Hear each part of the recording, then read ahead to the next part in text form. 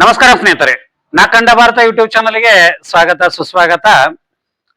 ಈಗಾಗಲೇ ನಾ ಕಂಡ ಭಾರತ ಯೂಟ್ಯೂಬ್ ಚಾನಲ್ ಸಾಕಷ್ಟು ಪುಣ್ಯಕ್ಷೇತ್ರಗಳು ಮತ್ತು ವಿವಿಧ ಧಾರ್ಮಿಕ ಕ್ಷೇತ್ರಗಳು ಇರ್ಬೋದು, ಹಾಗೆ ಕೋಟೆಗಳು ಇರ್ಬೋದು, ಸಾಕಷ್ಟು ವಿಷಯಗಳನ್ನು ತೋರಿಸ್ಕೊತ ಬಂದೀನಿ. ಇವತ್ತಿನ ದಿವಸ ನಾನು ಒಂದು ವಿಶೇಷವಾದ ಸ್ಥಳಕ್ಕೆ ಬಂದಿದ್ದೀನಿ. ನಾನು ಇವತ್ತು ಬಂದಿರೋದು ಬೆಳಗಾವಿ ಜಿಲ್ಲೆ ಅಂದ್ರೆ ಹೊಸ ನಿಪ್ಪಾಣಿ ತಾಲೂಕಿನಲ್ಲಿ ಇರುವಂತದ್ದು ಈ ಸಹ್ಯಾದ್ರಿ ಘಟ್ಟ ಅಂತ ಹೇಳಿ ಪಶ್ಚಿಮ ಘಟ್ಟದ ಸಾಲಿನಲ್ಲಿ ಇರುವಂತ ಒಂದು ಗುಡ್ಡದಲ್ಲಿರುವಂತ ವಿಶೇಷ ರಾಮಲಿಂಗೇಶ್ವರ ದೇವಸ್ಥಾನಕ್ಕೆ ಬಂದಿದ್ದೀನಿ. ಇದು ಆ ಮಹಾರಾಷ್ಟ್ರ ಮತ್ತು ಕರ್ನಾಟಕದ ಗಡಿ ಭಾಗದಲ್ಲಿ ಇರುವಂತದ್ದು. ಈ ಗಡಿ ಭಾಗದಲ್ಲಿರುವಂತ ರಾಮಲಿಂಗೇಶ್ವರ ದೇವಸ್ಥಾನಕ್ಕೆ ಇಲ್ಲಿ ಶ್ರೀರಾಮಚಂದ್ರ ವನವಾಸದ ಸಮಯದಲ್ಲಿ ಶ್ರೀರಾಮಚಂದ್ರ ಮತ್ತು ಪಾಂಡವರು ಇಲ್ಲಿ ಬಂದು ಹೋಗಿದ್ದಾರೆ ಅನ್ನೋ ನಂಬಿಕೆಯಿಂದ ಜನ ಇಲ್ಲಿ ರಾಮಲಿಂಗೇಶ್ವರ ದೇವಸ್ಥಾನ ಸ್ಥಾಪನೆ ಮಾಡಿದ್ದಾರೆ. ಅಲ್ಲಿ ರಾಮಲಿಂಗೇಶ್ವರ ಮಂದಿರದಲ್ಲಿ ಏನೇನಿದೆ ಮತ್ತು ಅಲ್ಲಿ ವಿಶೇಷತೆಗಳು ಏನೇನದವು ಎಲ್ಲವನ್ನ ತೋರಿಸುವಂತ ಪ್ರಯತ್ನ ಮಾಡ್ತೀನಿ. ದಯವಿಟ್ಟು ವಿಡಿಯೋನ ಸ್ಕಿಪ್ ಮಾಡದೆ ವಿಡಿಯೋ ಪೂರ್ತಿಯಾಗಿ ನೋಡಿ ಅಂತ ನಿಮ್ಮ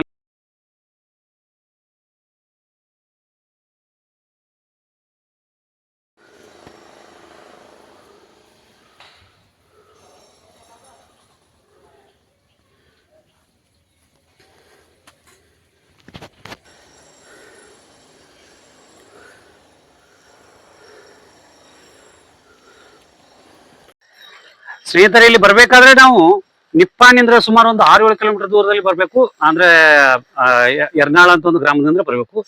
ಇಲ್ಲ ಅಂದ್ರೆ ನಾವು ಈಗ ತವನಿದಿ ಘಾಟ್ ಅಂತ ಏನ್ ಹೇಳ್ತೀವಿ, ಎಲ್ಲ ಒಂದು ಅತ್ಯಂತ ಅಪಾಯಕಾರಿ ಸ್ಥಳ ಅಂತ ಹೇಳ್ತಾರೆ. ಬೆಳಗಾವಿ ಜಿಲ್ಲೆ ನ್ಯಾಷನಲ್ ಹೈವೇ ಏನಿದೆ ಅಲ್ಲಿಂದ್ರೆ ನಾವು ಬರ್ಬೋದು. ಇಲ್ಲಿ ಯಾರಾದ್ರೂ ಬಂದು ಶಿವಪುರ ರಾಮಲಿಂಗೇಶ್ವರ ದೇವಸ್ಥಾನ ಅಂತಂದ್ರೆ ಯಾರು ಬೇಕಾದ್ರೂ ತೋರಿಸ್ತಾರೆ. ಆ ಮಾರ್ಗ ಮೂಲಕ ಬರಬೇಕು.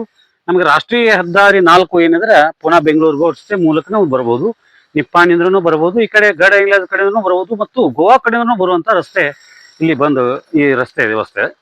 ಆದ್ರೆ ಇಲ್ಲಿ ಪೂರ್ತಿ ದೇವಸ್ಥಾನ ಹತ್ರ ಪೂರ್ತಿ ಗಾಡಿ ಬರುದಿಲ್ಲ. ಅದಕ್ಕಾಗಿ ನೀವು ಗಾಡಿನ ಮೇಲ್ಗಡೆನೆ ಪಾರ್ಕ್ ಮಾಡಿ ನಡ್ಕೋತಾ ಬರ್ಬೇಕಾಗತ್ತೆ.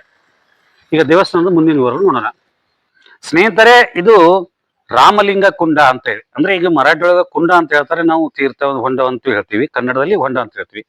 ಇದಿರುವಂತದ್ದು ಶ್ರೀರಾಮಚಂದ್ರ ಇಲ್ಲಿ ವನವಾಸಕ್ಕೆ ಬಂದ ಸಮಯದಲ್ಲಿ ರಾಮ ಲಕ್ಷ್ಮಣ ಸೀತೆ ಬಂದಿದ್ರು ಅಂತ ಹೇಳ್ತಾರಲ್ಲ, ಆ ಸಮಯದಲ್ಲಿ ಕೆಲವೊಂದು ಸ್ಥಳಗಳಲ್ಲಿ ಬಂದಿದ್ರು ಅನ್ನೋದು ಸಾಕಷ್ಟು ದಂಡಕಾರಣ್ಯ. ಅಂದ್ರೆ ಈಗ ದಂಡಕಾರಣ್ಯ ಅಂತ ನಾವೇನ್ ಹೇಳ್ತೀವಿ, ಇದು ಎಲ್ಲ ಮಹಾರಾಷ್ಟ್ರ ಮತ್ತು ಕರ್ನಾಟಕ ಭಾಗದಲ್ಲಿ ಇರುವಂತದ್ದು. ಅಂದ್ರೆ ದಾಂಡೇಲಿ ಸೈಡ್ ಇರ್ಬೋದು, ನಾವು ಮತ್ತು ಖಾನಾಪುರ ಹತ್ರ ಖಾನಾಪುರ ಹತ್ರನೂ ಕೆಲವೊಂದು ಕಡೆ ಸ್ಥಳದಲ್ಲಿ ರಾಮ್ ಬಂದ್ ಹೋಗಿದ್ದ ಅಂತ ಹೇಳಿದ್ರೆ. ಆಮೇಲೆ ಈಗ ಸುಮಾರು ಒಂದು 15-20 ದಿವಸ ಹಿಂದ್ಗಡೆ ನಾವು ಕೊಲ್ಲಾಪುರ ಜಿಲ್ಲಾ ಹಾತ್ಕಲಂಗಕ್ಕೆ ಹೋಗಿದ್ದೆ. ಅಲ್ಲಿಯೂ ರಾಮಲಿಂಗೇಶ್ವರ ದೇವಸ್ಥಾನ, ಅಲ್ಲಿಯೂ ರಾಮನಿಂದ ಸ್ಥಾಪನೆಯಾದಂತ ಲಿಂಗ ಅಂತ ಹೇಳ್ತಾರೆ. ಇದು ಸಹಿತ ರಾಮಲಿಂಗೇಶ್ವರ ದೇವಸ್ಥಾನ. ಇದು ಶ್ರೀರಾಮನಿಂದ ಸ್ಥಾಪಿಸಲ್ಪಟ್ಟಂತ ಮಂದಿರ. ಇದು ಹೊಂಡ ಇದೆ. ಇಲ್ಲಿಂದ ಪಕ್ಕದಲ್ಲಿ ಒಂದು ಗಣಪತಿನೂ ಇದೆ. ವಿಶೇಷವಾಗಿ ಮಹಾರಾಷ್ಟ್ರ ಸೈಡ್ದಲ್ಲಿ ವಿಶೇಷವಾಗಿ ಕೇಸರಿ ಬಣ್ಣವನ್ನೇ ಗಣಪತಿ ಮಾಡ್ತಾರೆ. ಇದು ಮಂದಿರ ಪಕ್ಕದಲ್ಲಿ ಇರುವುದು. ಇನ್ನು ಮಂದಿರದಲ್ಲಿ ಏನೇನಿದೆ ನೋಡೋಣ ಸ್ನೇಹಿತರೆ. ಇದು ರಾಮಲಿಂಗೇಶ್ವರ ದೇವಸ್ಥಾನಕ್ಕೆ ಒಳಗೆ ಹೋಗುವಂಥದ್ದು. ಇಲ್ಲಿ ಸ್ವಲ್ಪ ಈಗ ಸಣ್ಣ ಪುಟ್ಟ ಕಾರ್ಯಗಳು ಮಾಡ್ತಾ ಇದ್ದಾರೆ. ಅಂದ್ರೆ ದೇವಸ್ಥಾನ ಸ್ವಲ್ಪ ಜೀರ್ಣೋದ್ಧಾರ ಮಾಡ್ತಾ ಇದ್ದಾರೆ. ಇಲ್ಲಿ ಸಣ್ಣ ಕೆಲಸಗಳನ್ನು ಗೌಂಡಿ ಕೆಲಸ ಮಾಡ್ತಾ ಇದ್ದಾರೆ, ಕಾಮಗಾರಿನ. ಹಾಗೆ ಇಲ್ಲಿ ಕಟ್ಟಡದನ್ನು ಮತ್ತೆ ಕೆಲವೊಂದು ಚಾವಣಿಗಳನ್ನು ಹೊಸದನ್ನು ಹಾಕ್ತಾ ಇದ್ದಾರೆ. ಇನ್ನು ಕುಟುಂಬ ಸಮೇತ ಆಗಿರ್ಬೋದು, ಸ್ನೇಹಿತರ ಜೊತೆಗೆ ಅಥವಾ ಇಲ್ಲಿ ಬಂದು ಒಂದು ದೇವರ ದರ್ಶನ ಮಾಡ್ಕೊಂಡು ಈ ಶ್ರಾವಣ ಮಾಸ ಇರ್ಬೋದು ಅಥವಾ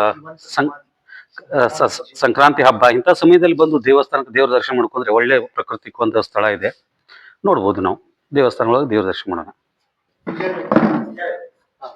ಈ ದೇವಸ್ಥಾನದ ಅಭಿವೃದ್ಧಿ ಮಾಡಿದಂತ ಮಂಗಳಪುರಿ ಮಹಾರಾಜರ ಸಮಾಧಿ, ಅಂದ್ರೆ ಜೀವಂತ ಸಮಾಧಿ ಮಾಡ್ಕೊಂಡಿದ್ದಾರತ್ತೆ ಅವರು. ಸುಮಾರು ಒಂದು कितना साल से जीवंती समाधि हो गए? कितने साल हो गए? किती काय ते बांधले 1800 ते बांधलेला आहे समोर. 1984 ಇಸ್ವಿಯಲ್ಲಿ ಒಬ್ರು ಮಹಾರಾಜರಲ್ಲಿ ಸಮಾಧಿ ಆಗಿದ್ದಾರೆ ಅಂತ ಹೇಳಿ ಹೇಳ್ತಾ ಇದ್ದಾರೆ. ಇದು ಅವರ ಸಮಾಧಿ ಸ್ಥಳ. ಇನ್ನು ಹಾಗೆ ರಾಮಲಿಂಗೇಶ್ವರ ದೇವಸ್ಥಾನ ನೋಡ್ಕೊಂಡು ಬರೋಣ. ಒಬ್ರು ಮಾತಾಡ್ಬೇಡಿ, ತುಂಬಾ ಹಳೆ ಕಾಲದ್ದು ಮೈಕ್. ಇದು ಹೊರಗಡೆ ಶೈಲಿ, ಒಳಗಡೆ ಪೂರ್ತಿ ಚಾಲುಕ್ಯರ ಶೈಲಿಯಲ್ಲಿ ಈ ದೇವಸ್ಥಾನ ಇದೆ. ಯಾಕಂದ್ರೆ ನಾನು ಹೊರಗಡೆ ನೋಡಿದ್ರೆ ಮೊಘಲ್ ಶೈಲಿ ಅಂತ ಹೇಳಿದ್ದೆ ಕ್ಲಿಯರ್ ಆಗಿ. ಇಲ್ಲಿ ಕೆತ್ತನೆಗಳು ಮತ್ತು ಕಟ್ಟಡ ನೋಡಿದ್ರೆ ಪೂರ್ತಿ ಚಾಲುಕ್ಯರ ಕಾಲದಲ್ಲಿ, ಅಂದ್ರೆ ನಮ್ಮ ಕನ್ನಡಿಗರಾದಂತ ಚಾಲುಕ್ಯರ ಕಲೆ ಶೈಲಿನೇ ಇದೆ. ಯಾಕಂದ್ರೆ ಪೂರ್ತಿ ನೋಡಿದ್ರೆ ಗೊತ್ತಾಗುತ್ತೆ. ನಾನು ಸುಮಾರು ಸಾಕಷ್ಟು ದೇವಸ್ಥಾನ ಹೋಗಿ ದರ್ಶನ ಮಾಡಿದಾಗ ಅಲ್ಲಿ ಆದಂತ ಅನುಭವನೇ ಇಲ್ಲೂ ಆಗ್ತಾ ಇರೋದು. ಇಲ್ಲಿ ಕೆತ್ತನೆ ಅಷ್ಟೊಂದು ಹೇಳ್ಕೊಂಗಿಲ್ಲ, ಕಲಾಕೃತಿ ಇಲ್ಲ, ಬಟ್ ನಾರ್ಮಲ್ ಆಗೇ ಇದೆ. ಅದ್ರ ಕಲ್ಲು ಜೋಡಣೆ ಮಾತ್ರ ಇದು ಬಾದಾಮಿ ಚಾಲುಕ್ಯರ ಶೈಲಿನೇ ಇದೆ. ಇಲ್ಲಿ ಕಾಳಭೈರವನು ಸಹಿತ ದೇವಸ್ಥಾನದಲ್ಲಿದ್ದಾರೆ ಬಾಗಿಲಲ್ಲಿ.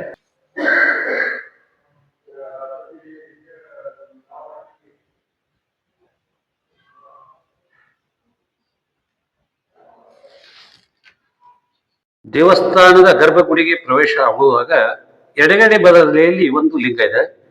ಇದ್ರ ಬಗ್ಗೆ ಒಂದ್ ಸ್ವಲ್ಪ ನನಗೂ ಮಾಹಿತಿ ಸಿಗ್ತಾ ಇಲ್ಲ, ಅವ್ರು ಕೇಳ್ತೀನಿ.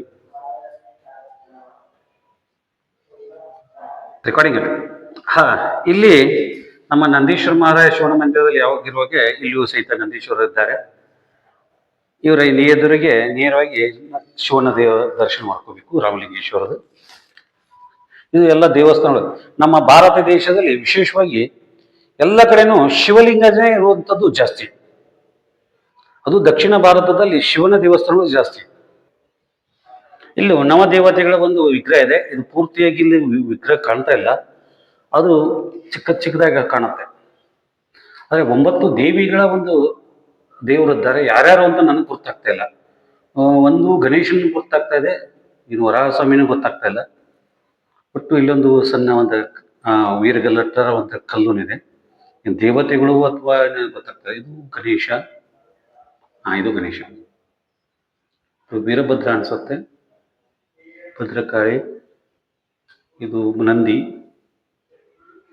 ಒಂದಷ್ಟು ಮೂರ್ತಿಗಳು ಬುಕ್ನಿ ಆಗಿದಾವೆ, ಏನು ಉಳಿದಿಲ್ಲ ಇದ್ರೊಳಗೆ. ಜಗಮಯವೇ ಶಿವ, ಶಿವವೇ ಜಗ. ಜಗತ್ತಿನಲ್ಲಿ ಎಲ್ಲಿ ಶಿವನಿಲ್ಲದಂಥ ಸ್ಥಳನೇ ಇಲ್ಲ, ಇಲ್ಲಿಯೂ ಸಹಿತ ಶಿವನಿದ್ದಾನೆ. ನಾಗಾಭರಣವಾಗಿರುವಂಥ ಶಿವನನ್ನ ದರ್ಶನ ಮಾಡ್ಕೊಳ್ಳೋಣ ಎಲ್ಲರೂ.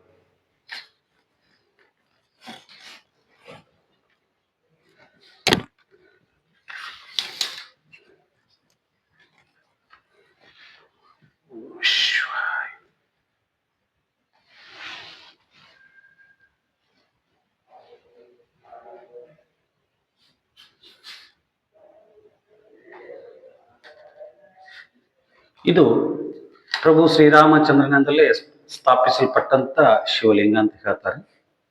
ಅದು ನನಗೂ ಗೊತ್ತಿಲ್ಲ, ಯಾಕಂದ್ರೆ ರಾಮಾಯಣದಲ್ಲಿ ಯಾವುದು ವಾಲ್ಮೀಕಿ ರಾಮಾಯಣದಲ್ಲಿ ಎಲ್ಲೂ ಈ ಕಡೆ ಬಂದದ್ದು ಉಲ್ಲೇಖ ಇಲ್ಲ. ಆದ್ರೆ ಕಾಡಿನಲ್ಲಿ ರಾಮ ಇದ್ದದ್ದು ಸಾಕಷ್ಟು ಉಲ್ಲೇಖಗಳಿದಾವೆ. ರಾಮ ಎಲ್ಲೆಲ್ಲಿ ಹೋದ ಅನ್ನೋದು ಕೆಲವೊಂದು ಕುರುಹುಗಳು ಅಷ್ಟಷ್ಟು ಉಳಿದವು ಕೆಲವೊಂದು ಕಡೆ. ಅದರಲ್ಲಿಯೂ ಸಹಿತ ಇದು ಒಂದಂತ ಅನಿಸುತ್ತೆ ನನಗೆ. नमस्ते सर। नमस्कार। आपके नाम है सर? नाना पाटिल। नाना पाटिल। ये रामलिंगेश्वर से मंदिर है ना, इसका क्या स्पेशल है? सभी सब जरा हमारा यूट्यूब चैनल को सभी तुम्ही माहिती दो। हे 16व्या शतकात 16 शतक 16व्या शतकात राम इथे येऊन गेले. श्रीराम बंधू राम इथे येऊन गेले. एक वस्ती राहिली, ಇಲ್ಲಿ ವಸ್ತಿ ಮಾಡಿದ್ದಾರೆ. आणि त्याने पाणी इथे प्यायला नव्हते. पाणी पिण्यासाठी तिथे एक हे मारले, वर बाण मारले. आणि बाण मारले, तिने पाणी काढले आणि राम लिंग म्हणजे रामाने आता मंदिर आहे ते लिंग स्थापन केले. रामाने ते लिंग स्थापन केले, म्हणजे ते रामलिंग नाव पडले. ओके। ये कौन सा गांव? शिवपूर, तालुका हुक्केरी, जिल्हा बेळगाव जिला। इधर आने का रास्ता और क्या रास्ता है मार्ग? निप्पाणी बसून इथे येतोय. एर्नाळ, निप्पाणी आणि इकडं आजराला गोवाला जाताना इकडं तौंदी घाट चढून आला की इकडे येते. और ಎಷ್ಟು किलोमीटर, कितना किलोमीटर दूर होते हो तौनीदी घाट से? 4 किलोमीटर। 4 किलोमीटर है। ओके। आपके लिए ये सह्याद्री घाट में वो लोकेशन है जगह? हाँ। और इसका पौराणिक है तो राम आने को तो एक लिंग स्थापित किया। और दूसरा क्या है इसमें स्पेशल है? क्या कौन मंदिर कौन बनाए राजा? ते म्हणजे पुराणी काळाच रामांच्या काळातच बांधलेला आहे. वो नहीं, ये मंदिर नया मंदिर नहीं? नाही, जुना आहे. जुना है बहुत जुना. त्या काळात म्हणजे अजून लोक म्हणजे आमच्या वडीलधाऱ्या माणसांनी काय माहिती नाही, म्हणजे त्या काळात बांधलेला आहे. ओके। उसका जात्रे काय होते? श्रावण महिन्यात शेवटच्या सोमवारी येईल, त्या शेवटच्या सोमवारी 4थ्या किंवा 5व्या सोमवारी यात्रा असते. 1,00,000 1,25,00,000 लोक येतात. ಅಂದ್ರೆ ಶ್ರಾವಣ ಮಾಸದ ಕೊನೆಯ ಸೋಮವಾರ ಅಥವಾ ನಾಲ್ಕನೇ हा. ಸೋಮವಾರ त्या सोमवार येतात, परंतु शेवटच्या सोमवारी यात्रा मोठ्या नसते. 1,00,000 लोक. ಶಿವರಾತ್ರಿಗೆ ಏನು ಸ್ಪೆಷಲ್ ಶಿವರಾತ್ರಿಗೆ ಏನಾದ್ರು ವಿಶೇಷ पूजे ಮಾಡ್ತೀರಿ ಇಲ್ರಿ? शिवरात्रीला पण असते, ते पण आजूबाजूची लोक येतात शिवरात्रीला, मोठी असते ती. कितना जन इधर शिवरात्रीला शिवरात्रीला एक 20-25 हजार लोक असतात शिवरात्रि श्रावण मास में जात्रा में 1,00,000 ते 1,25,00,000 लोक येतात शेवटच्या. 1 ಲಕ್ಷ ಅಂದ್ರೆ 1.5 ಲಕ್ಷಕ್ಕೆ ಬರ್ಬೋದು ಜನ. ಓಕೆ, ಇಲ್ಲಿ ಬರ್ಬೇಕಂದ್ರೆ ಈಗ ಮಾರ್ಗ ಇದು ನಿಪ್ಪಾಣಿಂದ್ರ ಬಿಟ್ರೆ ಮತ್ತೆ निप्पाणी गांधी हॉस्पिटलच्या पाठीमागच्या साईडला एर्नाळ रोडने सर्व वर आहे. ಎರ್ನಾಳ್ ಅಂದ್ರೆ ಬರ್ಬೇಕು ಈ ಕಡೆ. ಸರಿ, ಅಂದ್ರೆ ನಮ್ಮ ವೀಕ್ಷಕರು ಜಾಸ್ತಿ ಇರೋದು ಕನ್ನಡದಲ್ಲೇ ಇರೋದ್ರಿಂದ ನೀವು ಹೇಳಿದ್ದನ್ನ ಮರಾಠಿ ಒಳಗೆ ಹೇಳಿದ್ದನ್ನ ನನಗೆ ಸಾಧ್ಯ ಇದ್ದಷ್ಟು ಮಾಡಿ ತಿಳಿದ ಮಟ್ಟಿಗೆ ನಾನು ಟ್ರಾನ್ಸ್ಲೇಷನ್ ಮಾಡಿ ಕನ್ನಡದಾಗ ಹೇಳ್ತಾ ಇರೋದು, ಅಂದ್ರೆ ಅವ್ರಿಗೆ ಅರ್ಥ ಆಗಲಿ ಅನ್ನೋ ಕಾರಣಕ್ಕಾಗಿ. ಅಂದ್ರೆ ನಮ್ಮ ಕಡೆ ಇರೋದು ಕನ್ನಡಿಗರೇ ಜಾಸ್ತಿ ಇರೋದ್ರಿಂದ ನಾನು ಸ್ವಲ್ಪ ಸಮಸ್ಯೆ ಇರೋದ್ರಿಂದ ನಿಮ್ಗೆ ಕನ್ನಡದಾಗ ಹೇಳ್ತಾ ಇರೋದು. ಸರಿ, ನಾನು ಒಂದ್ ಸ್ವಲ್ಪ ಮಂದಿರ ಬಗ್ಗೆ ಒಂದಷ್ಟು ತೋರಿಸ್ಬೇಕ್ರಿ. ಸರಿ, ಮಹಾರಾಜರದ ಬಗ್ಗೆ ಒಂದು ಸ್ವಲ್ಪ ಮಾಹಿತಿ ಕೊಡ್ರಿ.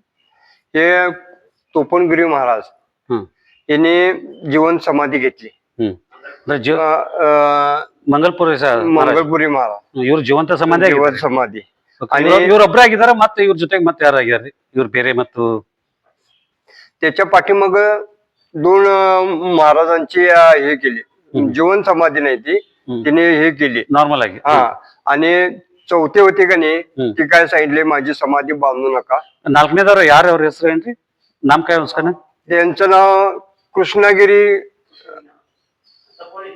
तपोनिधी कृष्णगिरी महाराज.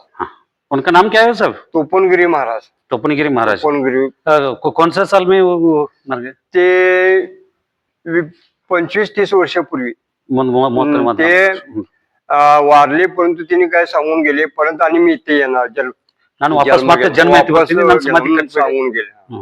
ನಾನು ಮತ್ತೆ ಜನ್ಮ ಐತಿ ಬರ್ತೀನಿ, ನನ್ನ ಸಮಾಧಿ ಕಟ್ಬೇಡ ಅಂತ ಹೇಳಿದಾರೆ. हा, समाधी तुम्ही माझी बांधू नका म्हणून सांगितले तिने. ಅವ್ರ ಜನ್ಮ ಐತಿ ಬರ್ತಾರ ಅನ್ನೋ ನಂಬಿಕೆ ಇದೆ ನಿಮಗೆ? जन्म ಐತಿ ಬರ್ತಾರ ಅನ್ನೋ ನಂಬಿಕೆ ಇದೆ. ओके, अच्छा, नमस्ते साहेब. तुम्ही ರಾಮಲಿಂಗೇಶ್ವರ ಮಂದಿರ ರಾಮಲಿಂಗೇಶ್ವರ ಮಂದಿರ ಬಗ್ಗೆ ಒಂದಷ್ಟು ಮಾಹಿತಿಗಳು ಕೊಟ್ಟಿದ್ರಿ. ನಿಮಗೆ ನಮ್ಮ ನಾಕಂಡ ಭಾರತ ಯೂಟ್ಯೂಬ್ ಚಾನಲ್ ಪೂರ್ವಕ ನಾವು ನಿಮ್ಗೆ ಆಭಾರಿಯಾಗಿದ್ದೇವೆ. ಧನ್ಯವಾದಗಳು. ಈ ದೇವಸ್ಥಾನದ ಪಕ್ಕದಲ್ಲಿ ಅಂದ್ರೆ ಬಲಗಡೆ ಭಾಗದಲ್ಲಿ ಗುಡ್ಡದ ಮೇಲೆ ಇಲ್ಲಿ ಕಾಳಭೈರವ ಮತ್ತು ನಾಗರನ ಪ್ರತಿಷ್ಠಾಪನೆ ಮಾಡಿದ್ದಾರೆ. ಜೊತೆಗೆ 12 ಜ್ಯೋತಿರ್ಲಿಂಗಗಳನ್ನ ಪ್ರತೀಕವಾಗಿ ಇಲ್ಲಿ 12 ಲಿಂಗಗಳನ್ನ ಸ್ಥಾಪನೆ ಮಾಡಿದ್ದಾರೆ. 2, 4, 5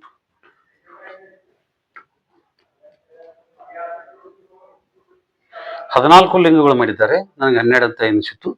14 ಲಿಂಗಗಳನ್ನ ಸ್ಥಾಪನೆ ಮಾಡಿದ್ದಾರೆ. ಇದು ದೇವಸ್ಥಾನದ ಹೊರಭಾಗದಲ್ಲಿ ಅಂತ ದೂರದಿಂದ ಕಾಣುವಂತದ್ದು ಸ್ಥಳ. ಇದೇ ಸ್ಥಳದಲ್ಲಿ, ಇದೇ ದೇವಸ್ಥಾನದೊಳಗೆ ನಾನು ಹೋಗಿ ದೇವರ ದರ್ಶನ ಮಾಡಿ ನಿಮಗೆ ವಿಡಿಯೋ ಮಾಡಿದ್ದೆ. ಹಾಗೆ ಒಂದು ಎಡಗಡೆ ಸೈಡ್ ಒಂದು ಲಿಂಗ ತೋರಿಸಿದೆ ಈ ಮಂದಿರದಲ್ಲಿ. ಅದು ಮುಖ್ಯ ರಾಮಲಿಂಗೇಶ್ವರ ದೇವಸ್ಥಾನದ ಆ ದೇವರ ಗುಡಿಯಲ್ಲಿ. ಇದು ದೇವಸ್ಥಾನದ ಸುತ್ತಮುತ್ತಲಾಯಿತು. ಹಾಗೆ ಪ್ರಾಕೃತಿಕವಾಗಿಯೂ ಕೆಲವೊಂದಷ್ಟು ವಿಷಯಗಳನ್ನ ತೋರಿಸ್ತೇನೆ ನಿಮಗೆ.